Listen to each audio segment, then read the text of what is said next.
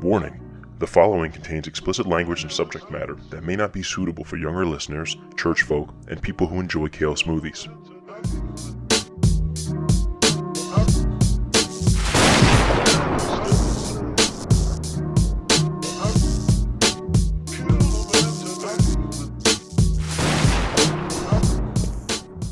Ladies and gentlemen, welcome back to A Pod Amongst Men.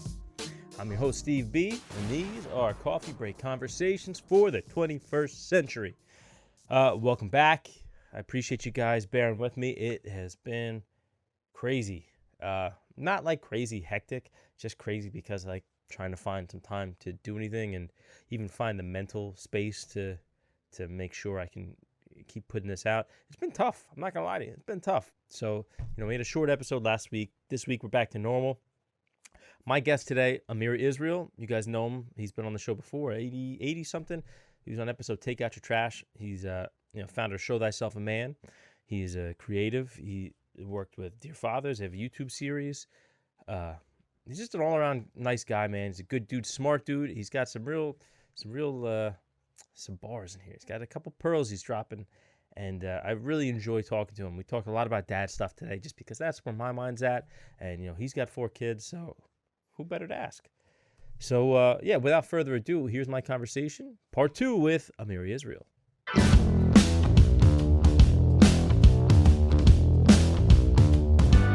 thought I was in the clear. I didn't have to, change any diapers or anything like that and, wake up in the middle of the night. But, the universe had other plans for me, so... Yeah. I'm backtracking a little bit. Okay, no doubt. Hey, let me ask you this, unrelated to that. Yeah, I know you said you like some of like the nerd stuff, like the kind of the superhero movies and whatnot. Did you watch Falcon and the Winter Soldier? Yeah. I think I caught maybe 4 episodes or what? How many episodes? I think there was 6 in total. So I need to catch up on the last 2. But yeah, I'm a big Marvel fan, man. Big Marvel fan. I wanted to ask you specifically about that one because, as a Louisiana resident, yourself, I wanted to see how you felt about them finally bringing Louisiana to the MCU. You got your own Captain America now.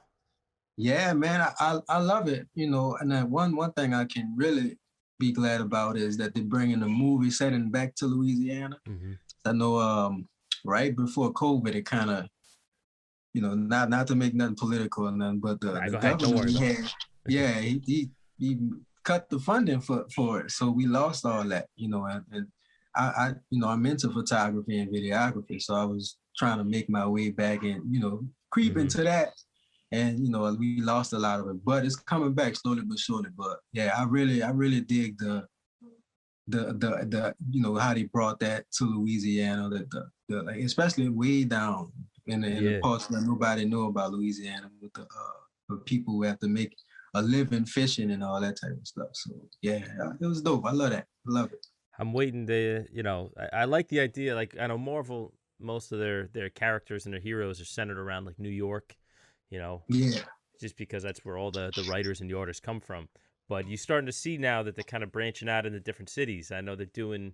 If you're familiar with Miss Marvel, she's like a Pakistani girl who lives in Jersey City. It's like, all right, Jersey's gonna have our own now. Awesome. Okay, yeah. I just found out about that one. I haven't gotten into that one. I still have yet to see. I hadn't seen WandaVision yet either. I only caught a few minutes of the first episode, but I have to get into that. I heard it started off kind of shaky, but it got real good. So, I don't know if shaky is the word I would use. It was like a choice they made for like the whole first 3 episodes, where I don't think they needed to stretch it out as long as they did. But once it started moving, then it was okay. This is legit. But yeah, those first 3 episodes were real tough to get through. Yeah, it was a slow build, huh? Yeah, but it was almost unnecessary because you didn't need to. You could have condensed that into like 1 episode. Right. I guess they really wanted to throw people, a curveball. Yeah. But yeah, I definitely need to get into it, man. Check it out and see. But I love, me and the boys, we'll watch that. I think I like it more than them. Yeah, I'll sit there. Kids get bored with stuff. So they're like, man, let's do something else, man. Like, nah, let's watch one more. One more turn to 3 more. That's what happened in my house too. Yeah. Yep. I turned into the only one watching them. Yep. It So suits me just fine, you know. it worked Yep. out though. So when the wife was in the hospital, I stayed with her. I was the only one allowed in, so I got to like bring the phone. I was like, all right, we can catch up on this stuff now. We could watch this, Right. that, the third. Right. Yep. Yep.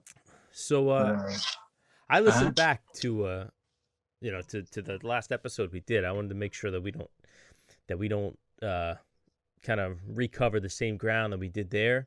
But there was Mm-hmm. also a couple things that I wanted to actually revisit and maybe expand on a little bit, because I know, obviously, and we're going to be in now. This is all going to be recorded.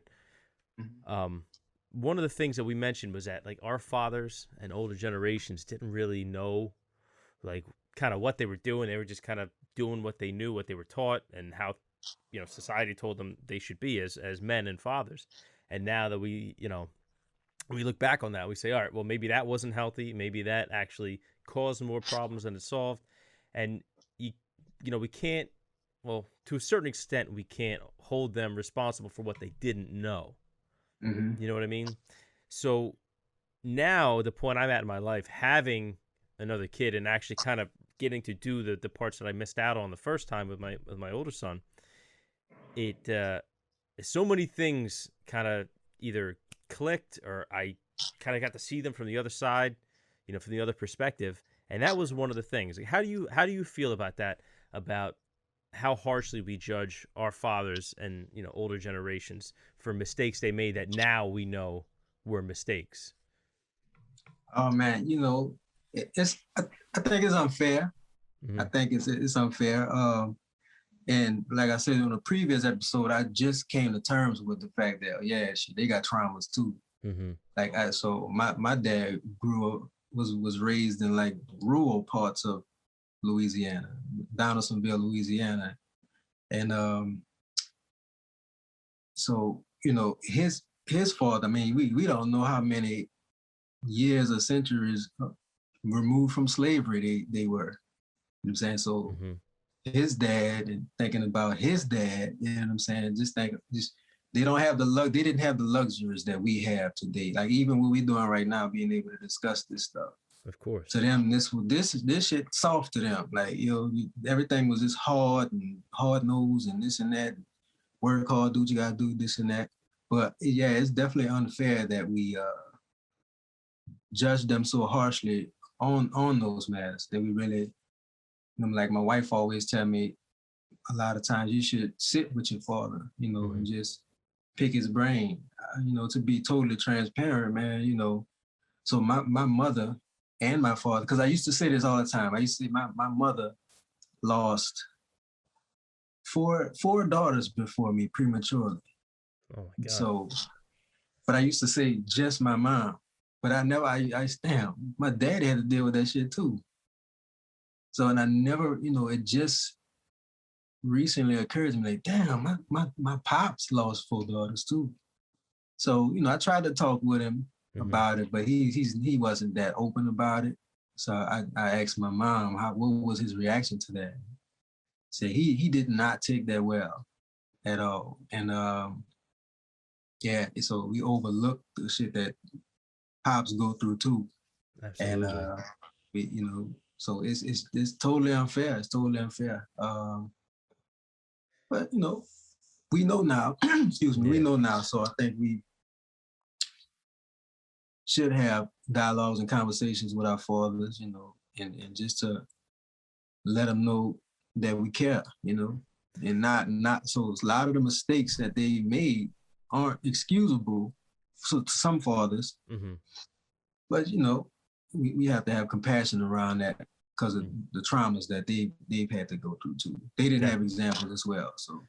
I've always had a weird relationship with my father. There's been years where we had no contact or anything, and ever since baby Clyde was born, I felt all this crazy emotion. Things started. Look like I'm lagging a little bit here. Anyway, but it seemed like all these years of emotional baggage and stuff that I just kind of kept buried. It all came to a head at one point, and like I obviously when the baby's born, family reaches out. So I was getting text messages from everybody, everybody and their mother, and my father had reached out to say congratulations, and I don't know, like I like, all right, maybe I'll talk to him. I don't know. I was just kind of in a weird spot. So talking to him and getting to ask him some stuff, it's crazy how when we see our parents as humans, and not as our parents. Mm-hmm.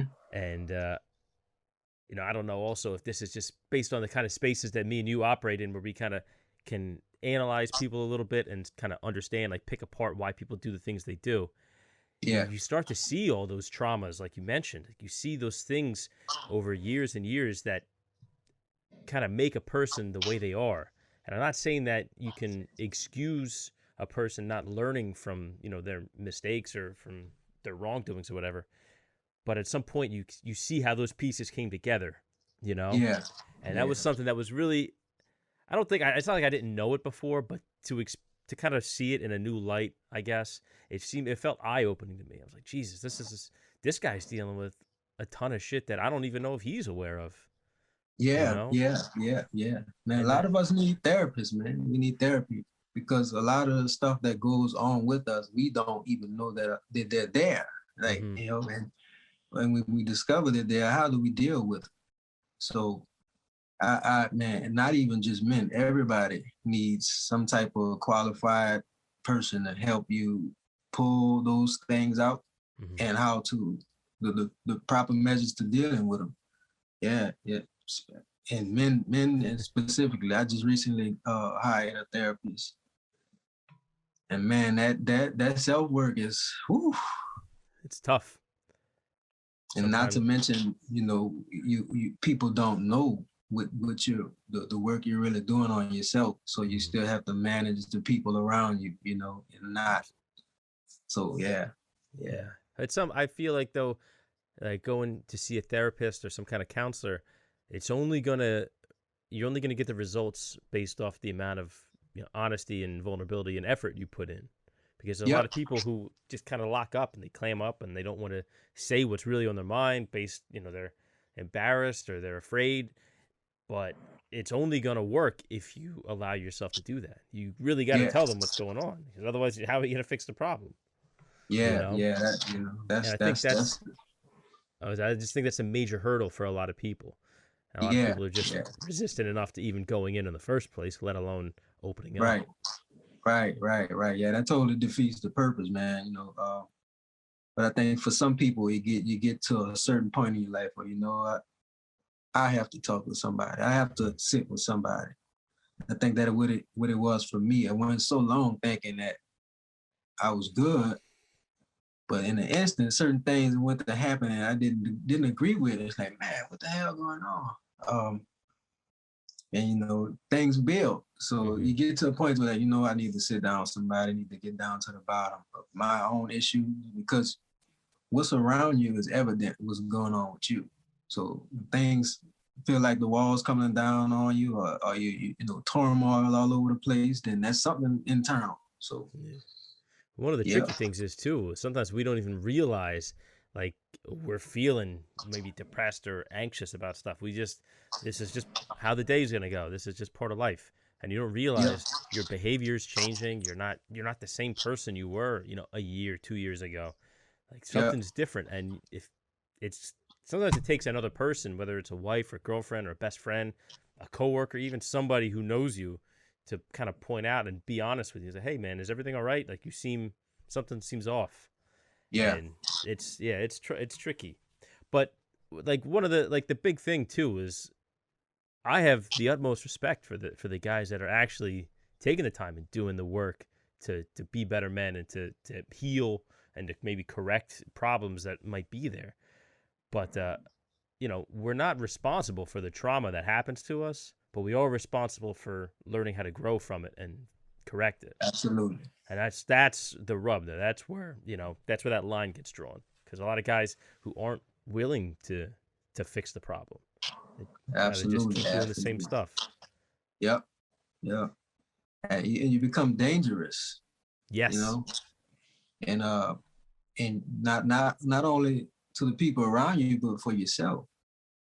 And you become abusive. Not, whether that's physical or mental. I said, bro, and be totally transparent. I was drinking. I was like 3 or 4 a day. Mm-hmm. Now, I'm an occasional drinker. I like to drink, but you see little subtle stuff like that, you start to do more. Mm-hmm. You think you can handle it, you think you got it. Then you realize, wait, shit, 11:30 in the morning. Yeah. So, you know what I'm saying? So, but you start to, it's either two ways, man. You abuse the people around you, or you start to abuse yourself. Mm-hmm. And inevitably, you will start to abuse the people around you too. So the abuse to yourself is worse because you're harming yourself, and then it starts to spew out on everybody else. Absolutely. So, yeah. That wound that you won't let heal is just bleeding all over everybody around you. What else is helpful? Being active, man. So I started working out and got into boxing training and all that. Oh, yeah. Man. I love boxing. You're swinging at it. Yeah. Yeah. Nothing like it. Yeah. So that physicality, so you need that release valve sometimes. I'm gonna quote the great Amiri Israel and say, pressure bust pipes. Yeah. That's a great quote. Yeah. Pressure bust pipes. That's not necessarily mine, but I use it a lot. So I heard it from you. So in my book, that's yours. You have ownership on that one. Yep.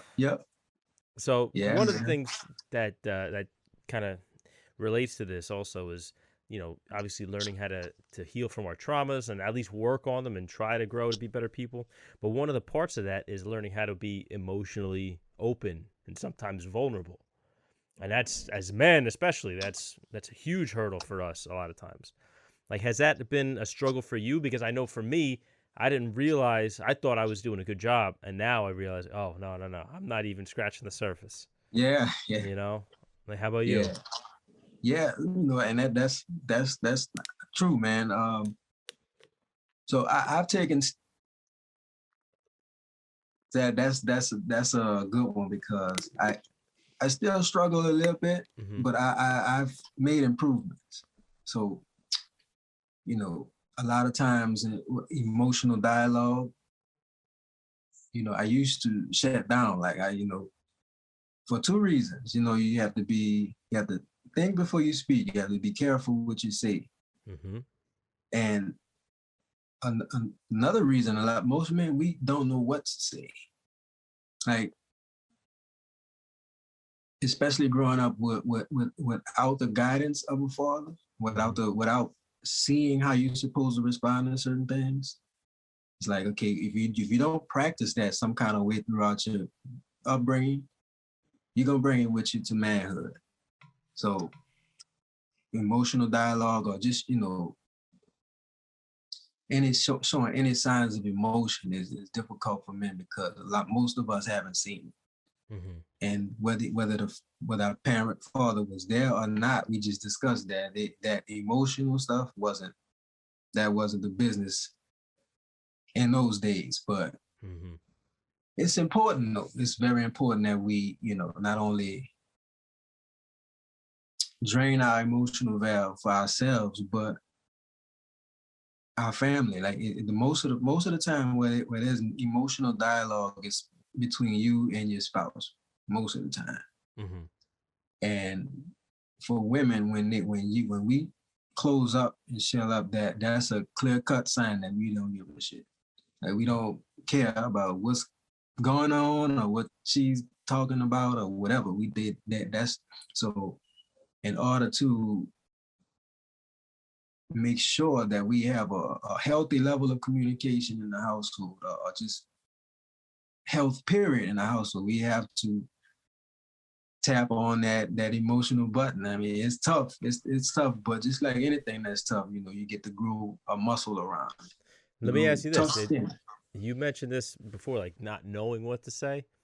Because I know me personally, I've been in situations where you kind of get hit with something where you don't know what to say, what is going to work, what's going to help, and you don't want to make it worse, but you just kind of become paralyzed. And next thing you know, it causes you to clam up even more. And that's like, all right, well, now I'm not saying anything. This might be like way worse, but I don't know where to go now. I'm stuck. Yeah. It's like that. Well, That's with that,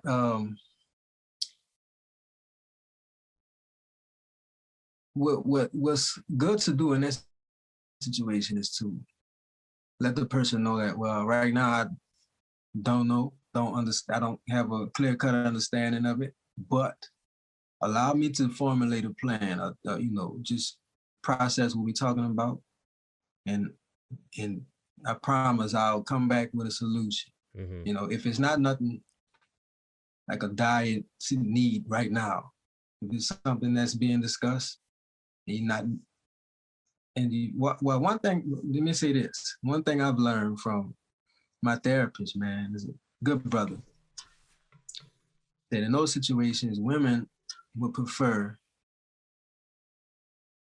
the truth over honesty. We can you gotta speak on that. You gotta expand on that one a little bit.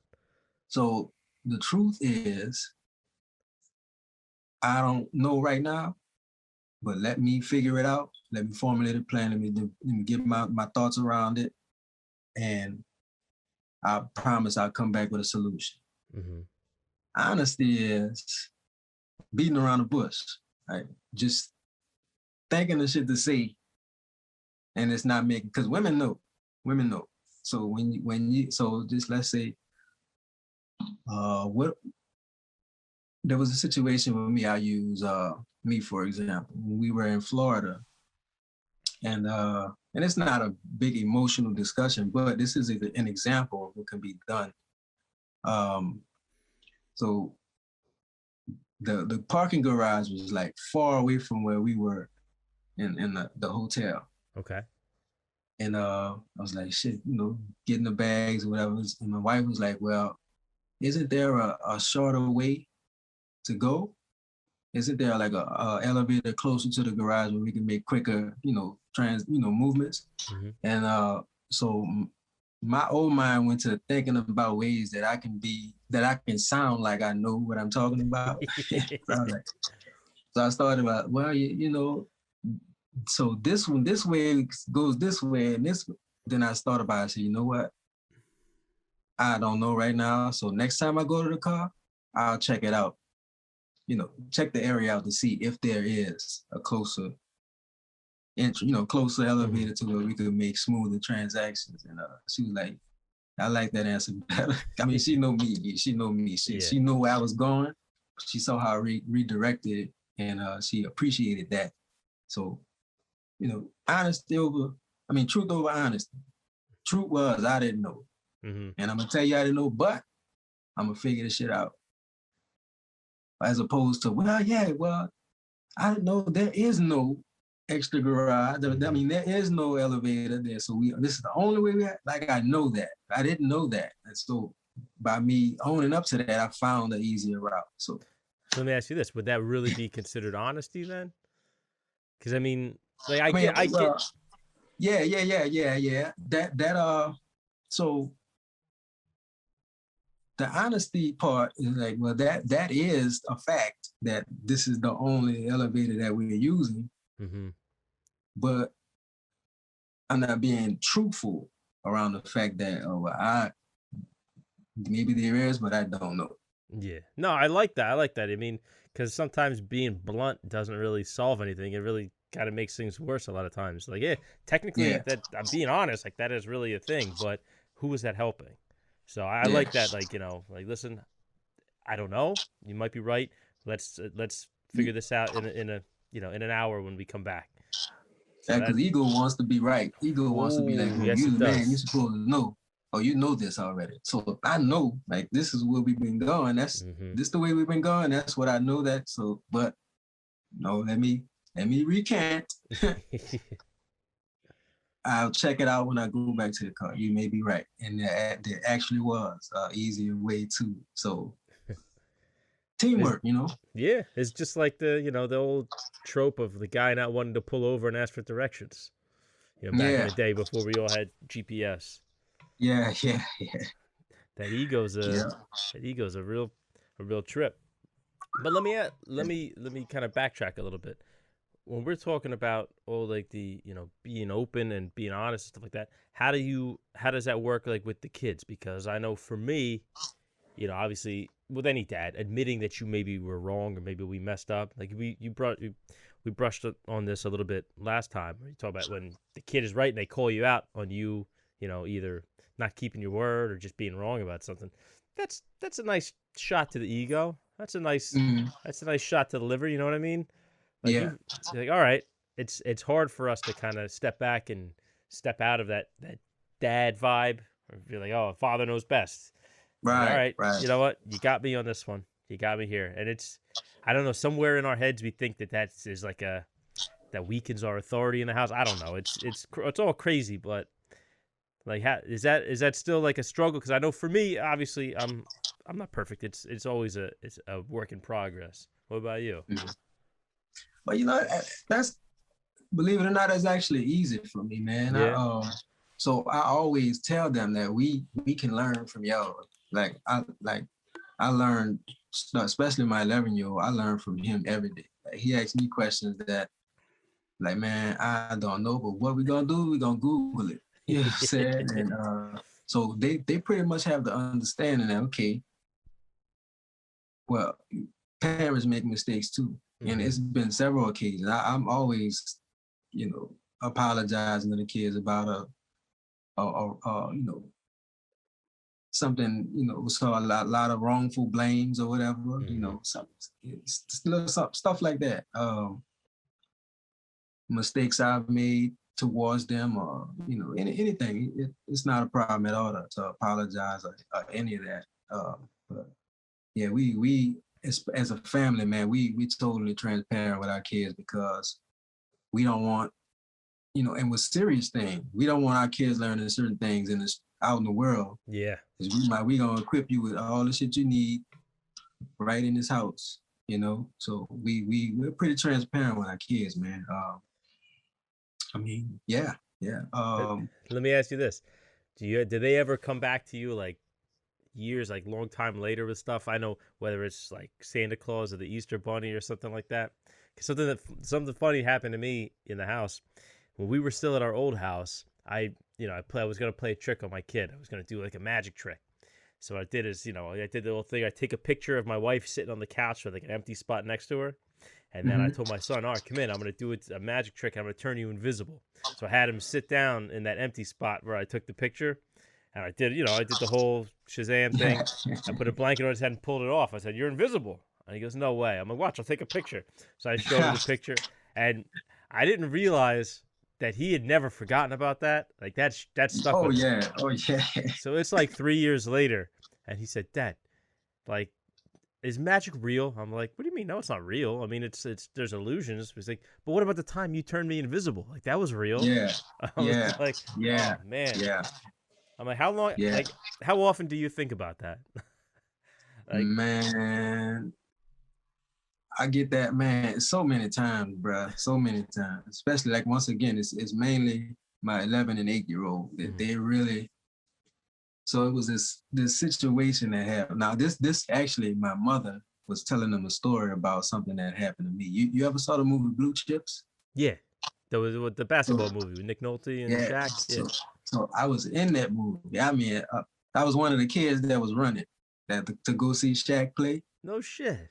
Yeah, man, that was a while back. So Hey, of course it movie was a night while back. tonight here. I gotta go see it Right, now. right. So every time I see it, I make sure, but I'm nowhere to be found. I always say that's my shoe. That's my shoe right there. But so so it was an incident that happened where all the kids, had uh all the kids were fed, and so one of the kids had, so everybody had McDonald's, all right, Okay. and one of the kids had two burgers, just took two burgers, and I was left out. So I, telling everybody, telling the lady that, I didn't receive a burger, a meal, and so nothing was done about it. Nothing was done about it. But this infuriated my mom. And when she tells this story, you could still feel how upset she gets about it. And she told it to my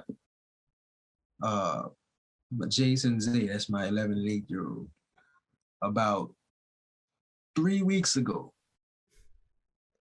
And we visited her a couple of days ago, and my 8-year-old was like, they call her Momo. She's like, Momo, what happened with the hamburger again with Dad?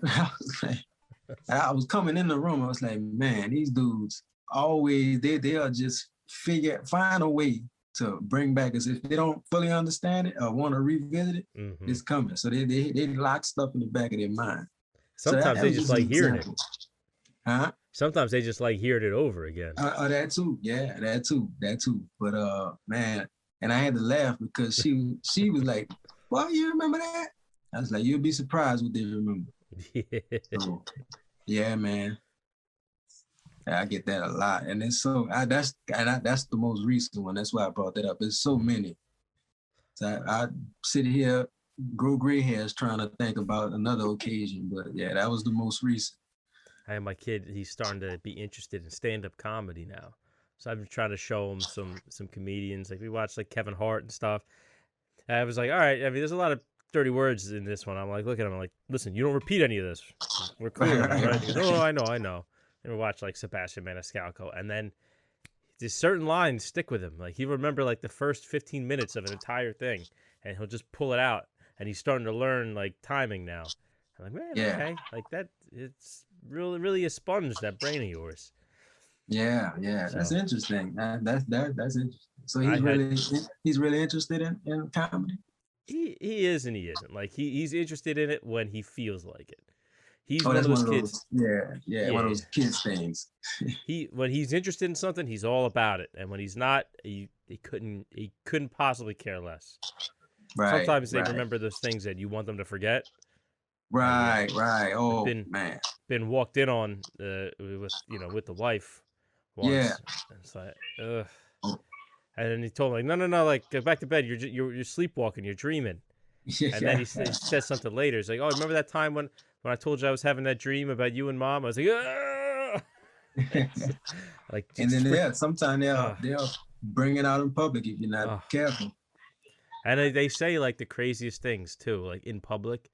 Like we were at the doctor, and the doctor said, "Oh, your mom feeds you and everything." It was the first time I had a new doctor, so they got to ask all those like questions and stuff. And he's like, "Oh, your mom feeds you food and everything," and he's like, "Eh." I was like, "What are you saying? Like, what is that? Like, what are you trying to do to us here? Like, you want to go live in an orphanage and keep giving her answers like that? Jesus." Right. Yeah, I hate that. Dad, we're hungry. Dude, I you just ate 5 minutes ago. Yeah. Dude, you just ate 5 minutes ago. And my kids don't play with meals. It's not. Yeah, they'll punch a full course meal down. Yeah. Yeah, but God bless 'em, man. It's tough here in my house. Yeah, man. So we got picky eater here. Right. So yeah, it's all, man. It's never a dull moment. I tell you that. Never. Tell you what, I'm not a religious man, but it'll make you want to pray.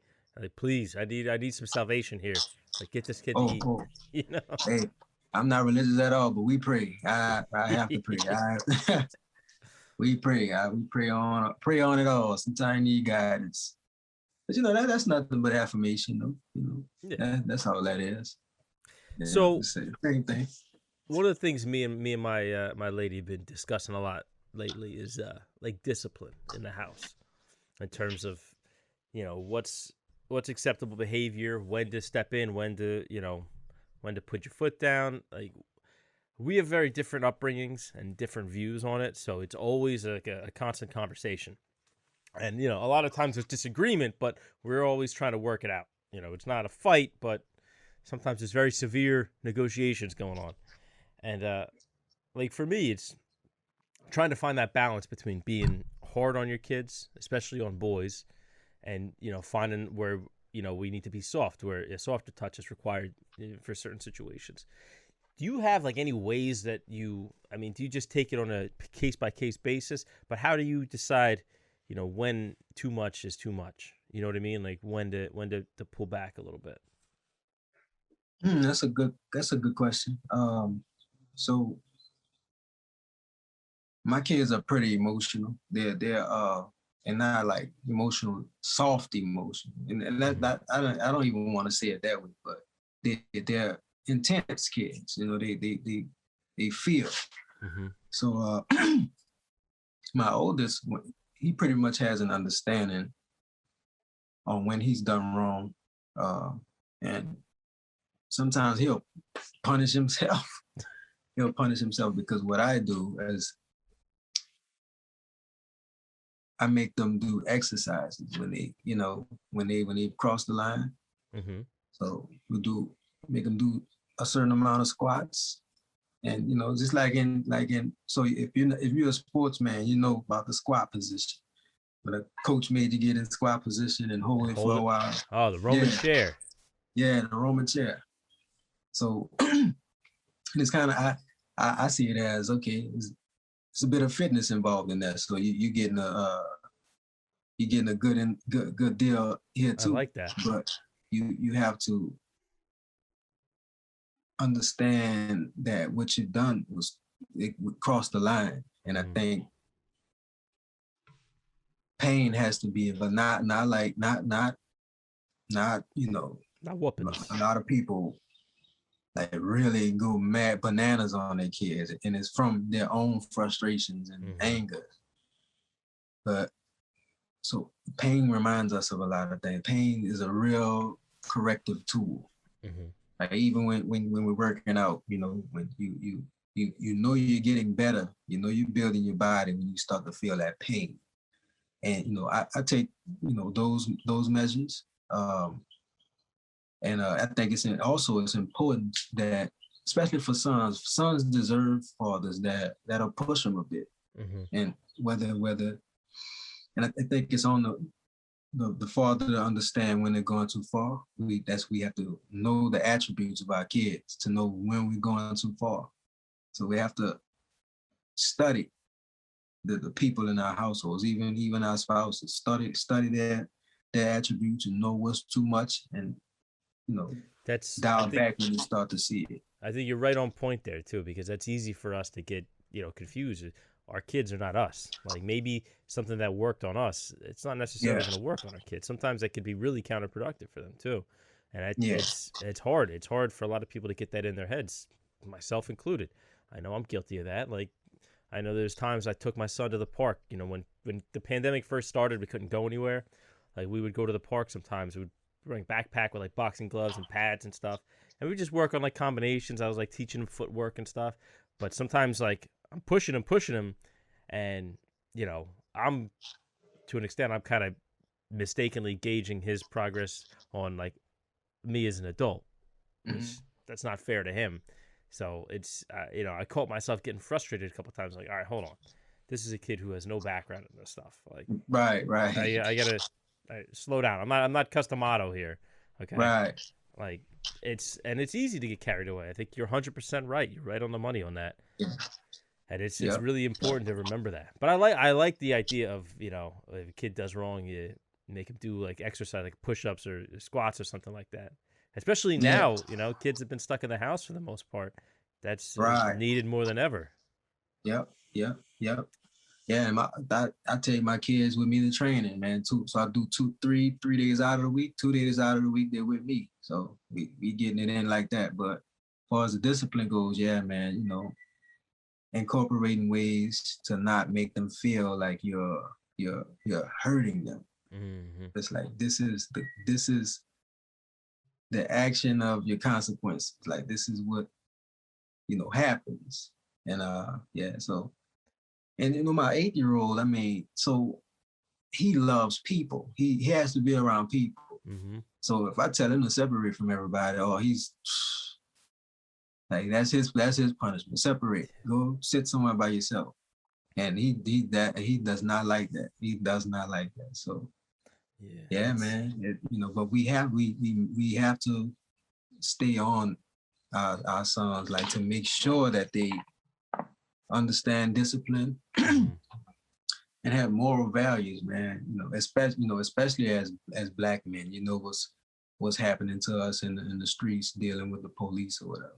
Mm-hmm. And we don't have a TV, so we don't. Not only are we subject to seeing that, but our kids aren't. But they still know what's happening. Yeah, it's hard to get away from. Yeah. So we make sure that look, you don't need to give nobody a reason to approach you the wrong way. Mm-hmm. We were teaching you to be respectable young men, and I don't fall for, they just out to get us. They're attack. I don't fall for that. Mm-hmm. I mean, I've never. I don't remember the last time I've had an encounter with the police.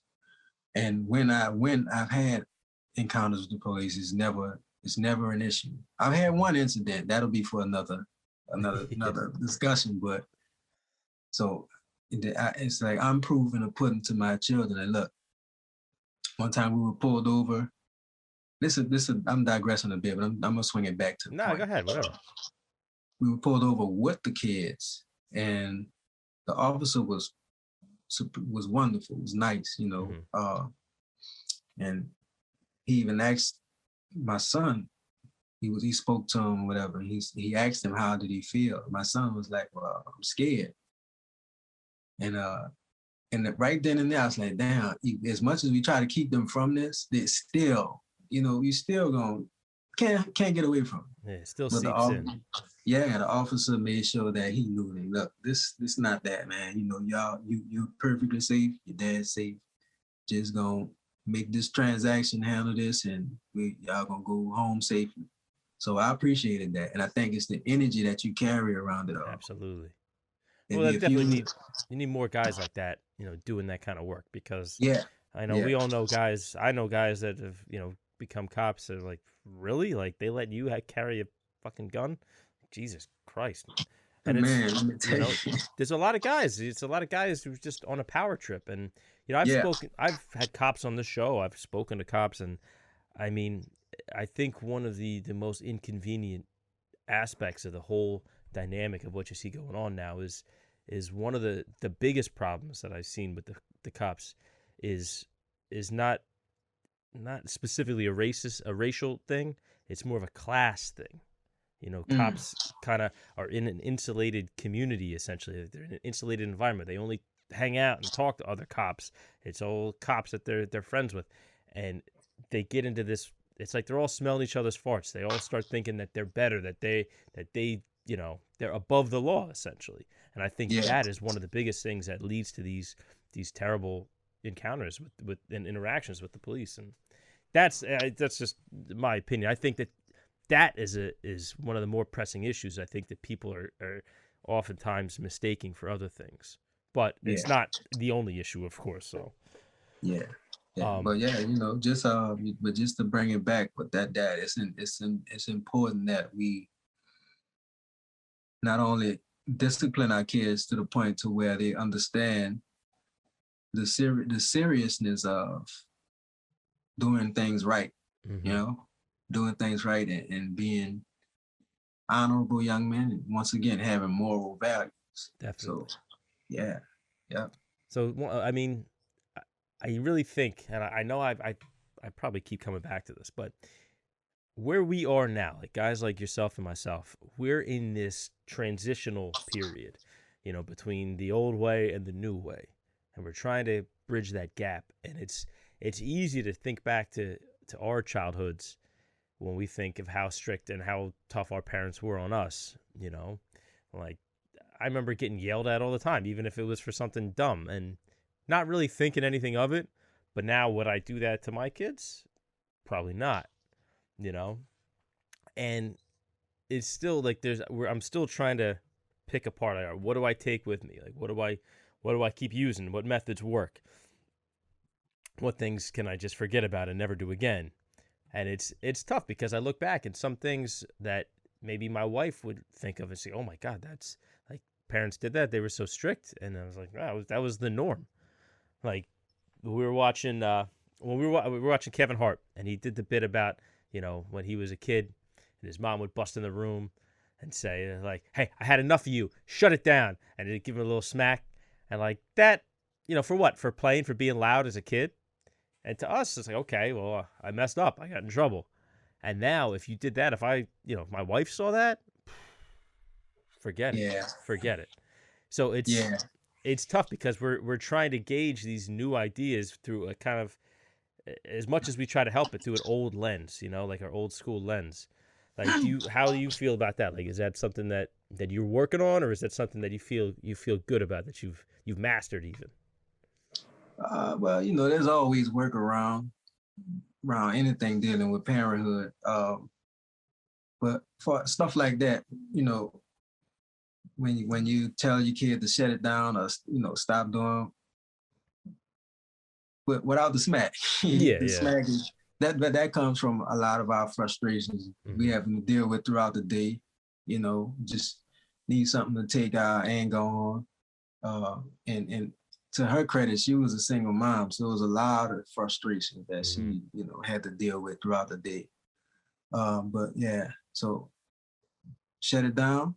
If not, I'm taking it. That's it.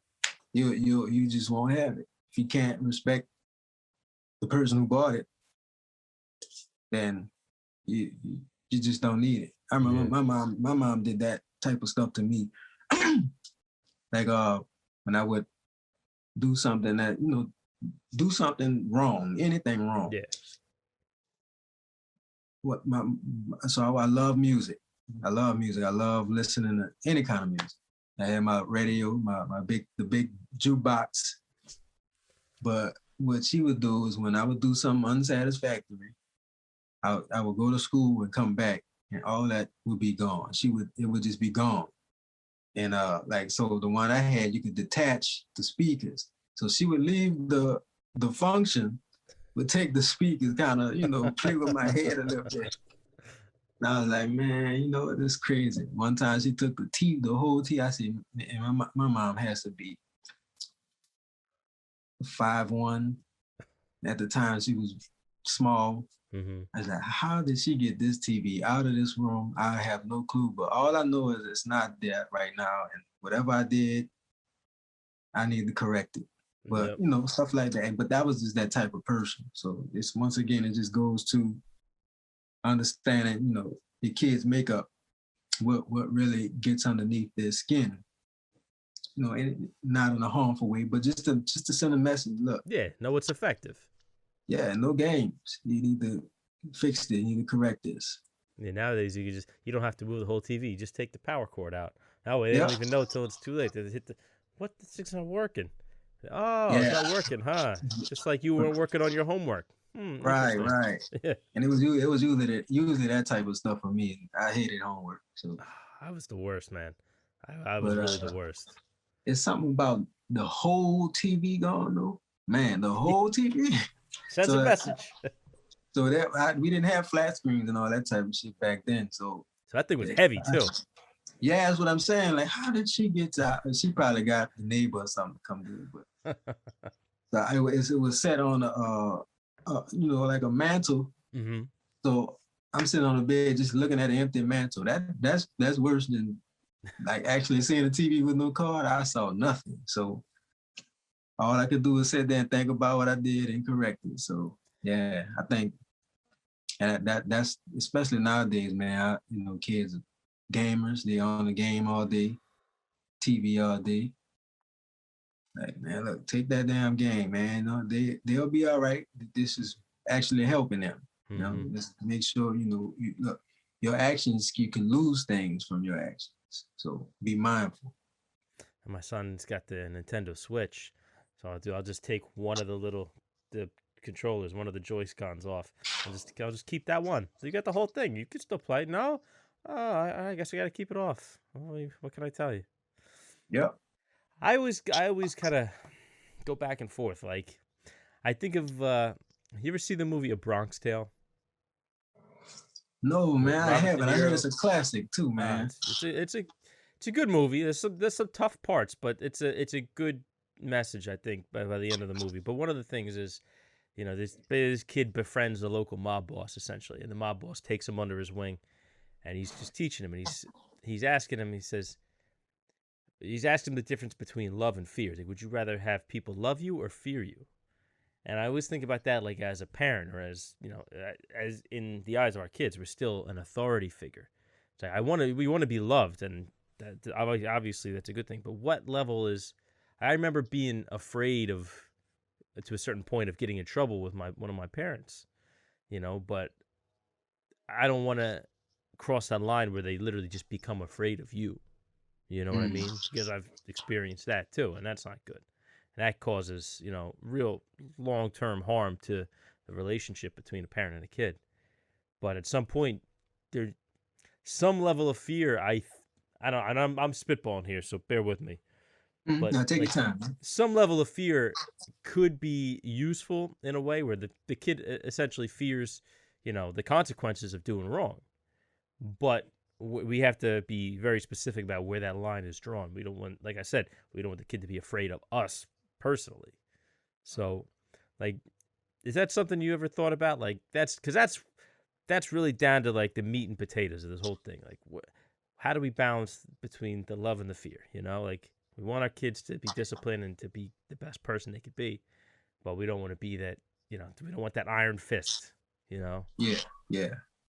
Well, it's for sons that'll never happen. Like they'll never fall out of love with us unless we're abusing them. Like we like literally like. But that'll never happen because the discipline is of. If we don't discipline, that'll be a big void they'll carry into manhood. And it's you ever notice when,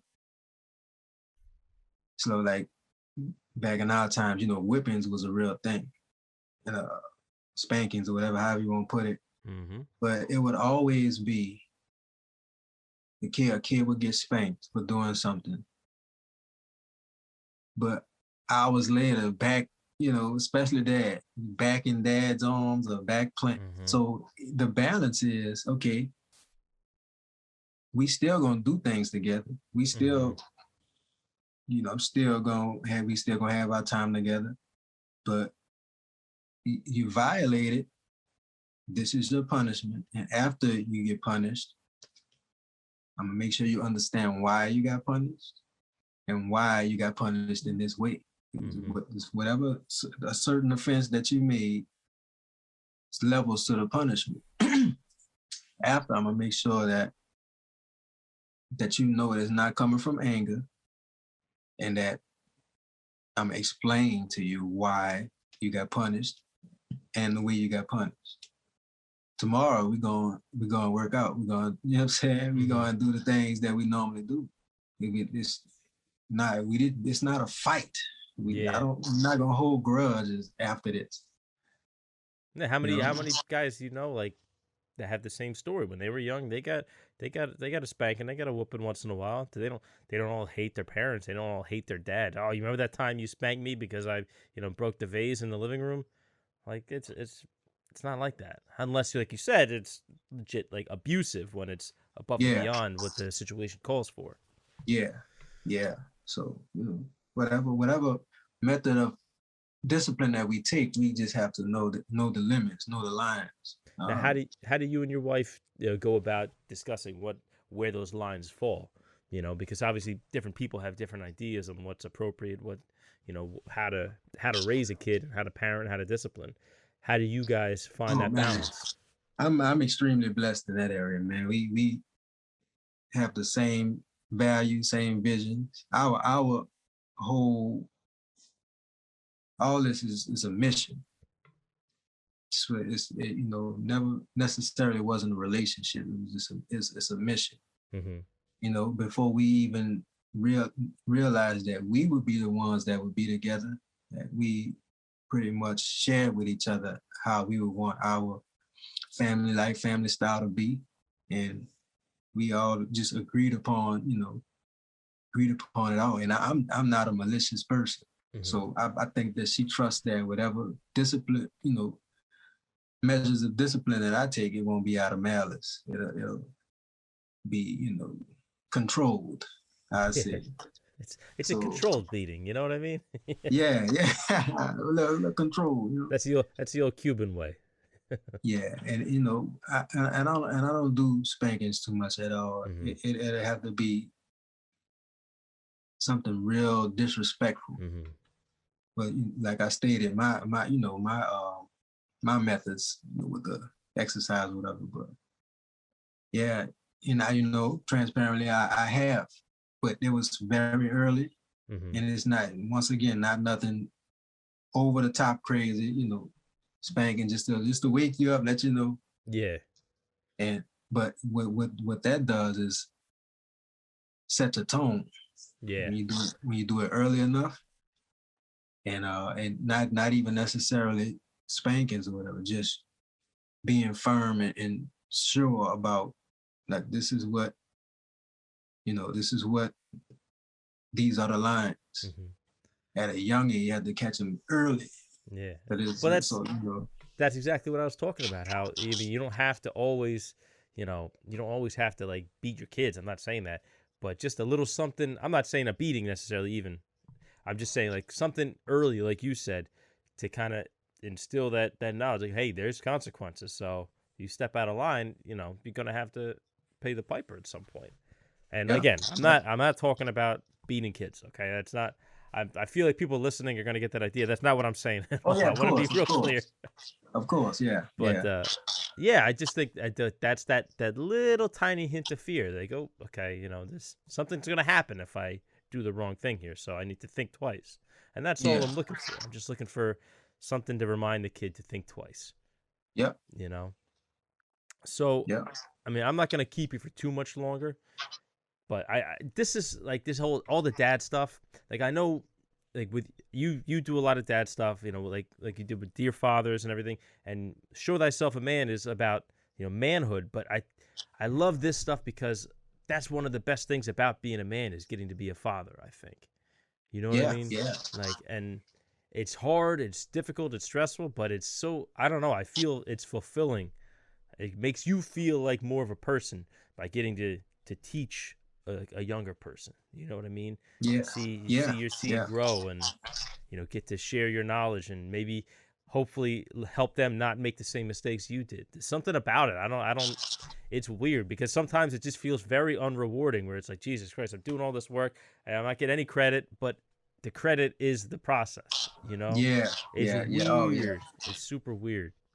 yeah. That's good. That's good. You said the right word. Process. We have to learn to love process. Hmm. It's just like one of my mentors always say, men, we like the event. We like things to just boom happen. Hmm. But we have to learn to love the process too. Like, it's like the build up to something. So that's why fathers are so proud when Hmm. their sons make big accomplishments, because it's like the build up to that. Like, so yeah, what seems like no reward is like, oh, all right, I see the work that I put in with my son has paid off. So Definitely. the process is the payment. It's like getting a paycheck every week. Yeah. You It see it just like takes a that. little longer. That's all. Yeah, that's all. You building up to, get the I don't know, get the big lump sum, Yeah. But yeah, The yeah, lump sum is but that feeling of pride and love. yeah, That's what it is. and it's organic, man. That's why I feel so good, because you know, and not to mention certain of us that didn't have certain things from our fathers. Hmm. Um, just it's like I want to make sure that I give my son what I didn't get, you know, Yeah. especially as far as the camaraderie and the just being there. I think it's big for my sons to wake up and see me every morning. Yeah. I mean, that's invaluable. It's Yeah. invaluable. So People got to do what they got to do. Most times. I'm not speaking of people that's going to work in the mornings or whatever. mhm. But even with that, our sons still get to see us in the evening, or may have you. But there's most sons out here that's never seeing their fathers, or very seldom, due to other reasons. I'll say not being a stand up person. So yeah, yeah. So One of the last things that I want to ask about. Now, this is a tricky thing for me because with my upbringing personally, between you and me, well, and everybody watching and listening, um, I have a tricky relationship with family. Like they say, you can't pick your family. Like for me, that always rang very true because sometimes there's people in your family you just don't get along with. Sometimes people you don't even like, and one of the things me and my wife always discussed, in our conversations about raising kids, I like the idea of this. Is I heard somebody say this once that you don't allow behavior in your kids that you wouldn't want to see in an adult. Like don't let your kids be the kind of person that you wouldn't like if they were an adult. So it's Right. basically saying you got to nip that behavior in the bud. You got to catch it early, like you said. Yeah. And but to a certain extent, there's only so much you can do with a kid. Before a kid is a person. A kid is a person. They're gonna be who they are. So what have you ever experienced any kind of like? Because it's very conflicting. Like you love your kids no matter what, but sometimes you see things in them like, are you really doing that? Like, come on, man. Like, don't be that guy. Don't be that guy. And sometimes it's sad, but people are who they are. Yeah. Like, Yeah. you ever experience that, or am I just a crazy asshole? No, no, most certainly, man. So my oldest can get a bit of a mean streak, Mm-hmm. um, like towards people, towards his brother sometime. And the certain attributes are just in them. Mm-hmm. But I think it's a privilege for me to like spend extra time with that. So that's the golden rule is like a big thing in the house. If you don't want something done to you, you don't want to be treated a certain way, you can't do it. You can't do it to others. And being a big brother, you have two younger brothers and a baby sister behind you. So you can be a bit ornery about so you be a little grumpy about certain Mm-hmm. things every now and then. But to Jason's credit, I think he is handling that as well as an 11-year-old can. Yeah. Because I often remind myself he still is a kid. He's big on he wants to make me proud. He wants to be a leader of his brothers. Make sure that they're good. But I often remind him like you're still a kid too. So certain things that they're not gonna listen to you. They're not gonna it's just you just big, but you're not pop. So certain things they're gonna feel comfortable with not listening to you with. So you instead of getting very angry like you do, just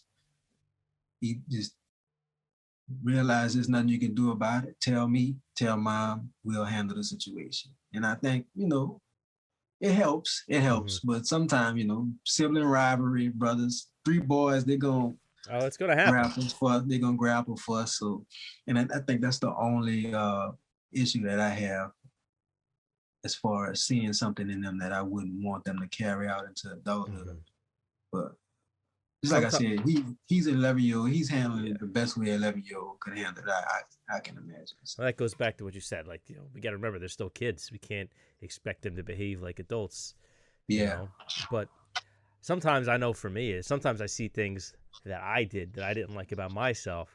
And I say, oh, man, please don't do that. Don't do what I did. That's going to really suck down the road, man. Yeah. So it's almost like holding up a mirror to yourself. You really see the things in yourself, the things that you struggle with in your child. And what's very interesting that now that since you bring that up, so my 8-year-old, he's the battery of the house. Like he's the Energizer Bunny. Now, my upbringing, I was too, but growing up with a single mom, to contain me, she had to kind of sedate most of that. That's why the workouts and the boxing and all that stuff, it's pretty much like filling a void for me right now because to make sure, and we didn't stay in one of the peachiest towns in the city. I mean, I stayed in a war zone. So to her credit, I understand what she, just, to contain me, to make sure that she keep eyes on me and make sure that I'm safe, that, that's understood. But a lot of times when I see Zay just being free, we allow them to be, who they are.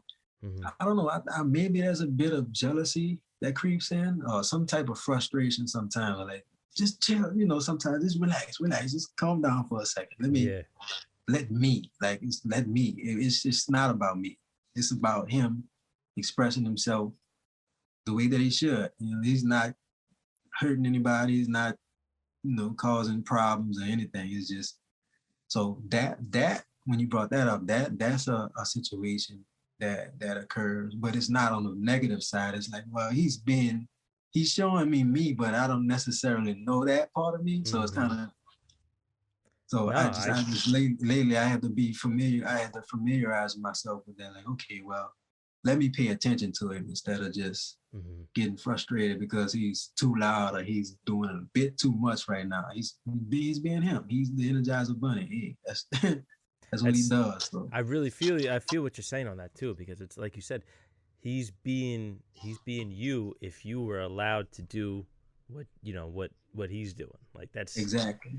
So it's I totally I identify with that, like that feeling. It's like, well, I wasn't allowed to do that. Like, and it's not like a conscious thought process, but it's just that it's like, no, you're not allowed. I wasn't allowed. You're not allowed. It was like, well, why wasn't I allowed? Yeah. Like this is not my childhood. This is his. Yeah. So that's tough. I definitely applaud you too for being able to reflect on that and identify that too, because that's a tough one, man. That's tough. And it's, sometimes it's those exact like knee-jerk reactions too that we don't realize we're actually harming our kids, or at least maybe kind of stunting them in some way. Like you said, we want them to be better than us. So, at some point we need to be better than better than our parents, not necessarily that they were bad, just, we need to give more than maybe they could, Yeah. So I like that. I think that's good.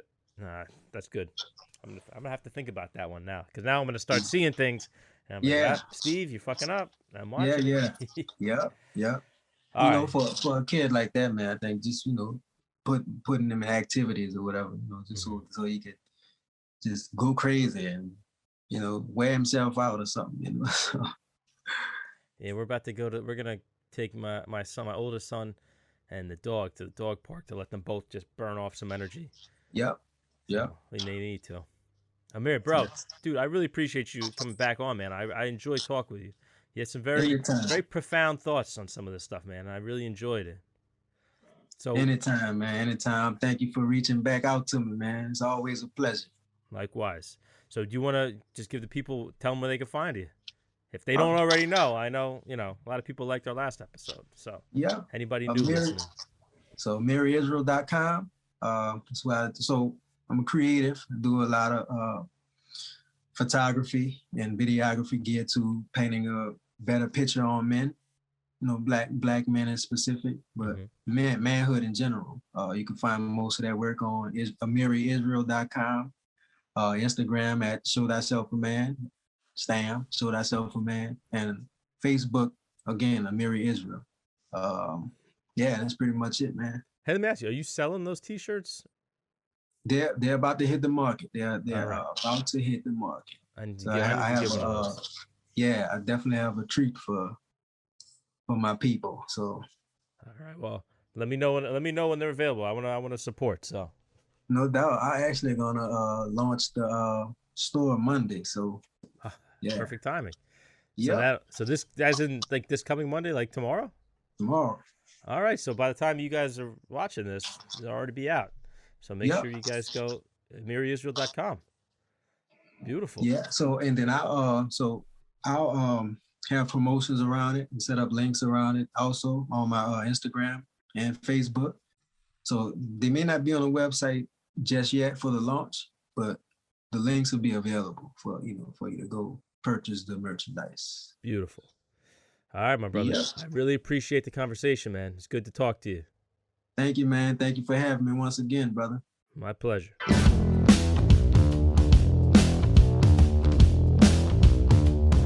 That's it. That's the show. Appreciate you guys sticking with us. I appreciate you guys sticking around till the end. If you're hearing this, good job.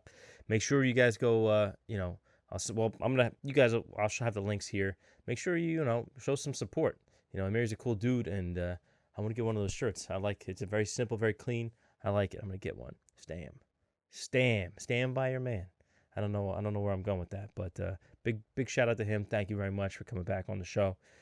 It's always a pleasure talking with him. It's just a good conversation. He's a solid dude, stand-up guy, and I really like that about him. So, that's that. Make sure you guys like and subscribe on YouTube.